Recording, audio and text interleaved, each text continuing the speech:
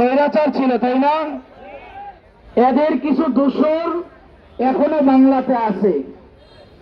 এদেরকে আমরা এতদিন ভেবেছিলাম তারা মুসলমানের ঘরে জন্ম, তারা মুসলমান, কিন্তু তাদের ফেসবুক আইডি মাঝে মাঝে প্রমাণ করবে তারা যেন ইসকনের লালিত পালিত সন্তান, ঠিক কিনা?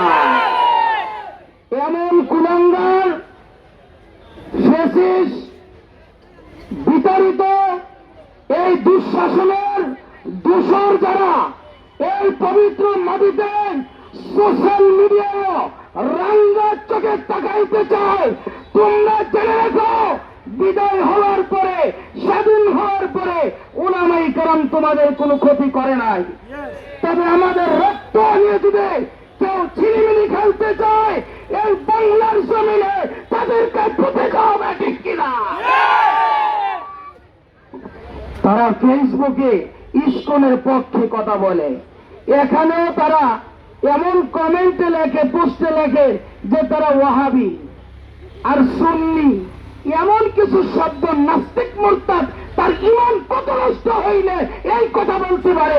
মুসলমানের রক্তের উপরে দাঁড়িয়ে সে বলতেছে তারা এগুলা তামাশা করে। এটা কি হতে পারে? তাইলে আমরা বিচ্ছিন্ন না থেকে আমরা আজকে হোমনাথকে জানিয়ে দিতে চাই, যদি আজকের পর থেকে এই হোমনাথে ভিন্ন কোন কথা বলা হয়, ভিন্ন নজরে যদি কোন মুসলমানের দিকে তাকানো হয়, সেটার পরিণাম।